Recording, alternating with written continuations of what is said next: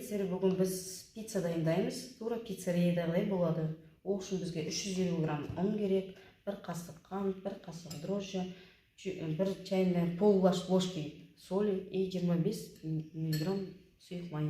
Бірінші біз жылы суға 175 грамм жылы суға 1 қасық дрожжіні қосамыз. Қасық қантымызды қосамыз. Енді осыны біз 10 минутқа қоямыз көтерілуге. 350 грамм ұнымызға жаңағы дрожжамен қант араласқан суымды қосамыз. И сұйық май қосамыз. 25 мл. 1 чайная ложка, пол чайной ложки тұз қосамыз. Дейлеп болды. Енді жарты сағатқа жылытуға қоямыз.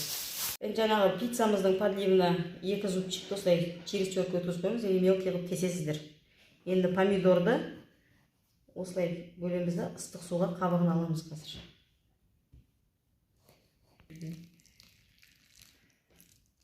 Тестамыз жаңағы көтерілді. Енді осыны тура екіге бөлеміз. Тестаны жаңағы екіге бөлдік. Бұлай қоямыз. Сосын кішкене май жағамыз ішіне. Майын жақтық, екіге бөлдік, енді екеуі тағы көтерілген, сол үшін вилканы қойып қоямын ортасына. Жарты сағатта тұрады тазы. Пиццаның соусын дайындаймыз. Оған мен 2 помидор алып, оны ыстық суға құйып, бетінде қабығын алып, қазір блендермен араластырамыз. Сосын 2 зубчик чеснок, жарты чайная ложка тұз, 1 қасық орегано, 1 қасық паприка и сұйық май. Қазір дайындағын көрсетемін. Міне енді пиццамыздың соусын дайындаймыз. Сол үшін бізге 3 қасық табаға 3 қасық столовая ложка май құямыз. 3 қасық столовая ложка май құйдық соусына. Енді осыған чесногымызды 2 зубчик чеснок. Табанымызды өте ақырын қоямыз, қызып кетеді. Міне чесногымызды ақырын қойып қуырамыз. Міне соусымызды дайындай бастадық. 3 қасық столовая ложка сұйық май қоямыз. Оған 2 зубчик чеснок через терка или мелкий турап саламыз. Ақырын медленный огоньда қуырамыз. Енді осы приправаны 1 қасық саламыз. 1 чайная ложка. Енді осыған бағанағы помидорымызды қосамыз.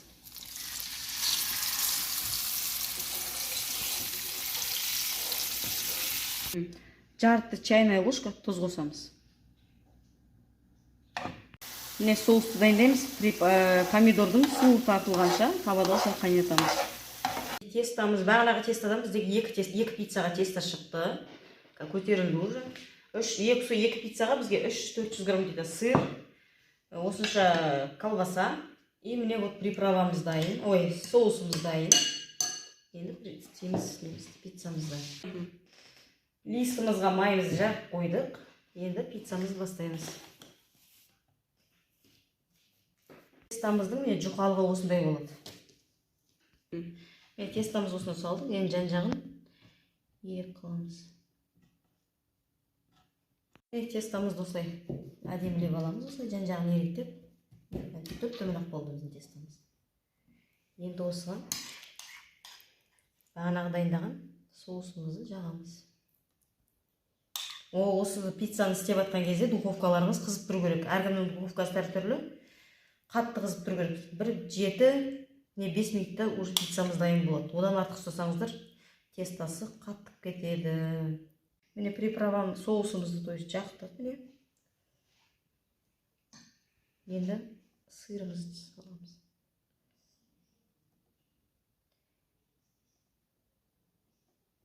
Колбасамызды өзіңіз домалақ кесесіз бе, өзіңіздің ыңғайыңызға қалай сізге ұнайды, солай кесесіздер. Міне қызып тұрған духовкамызға саламыз.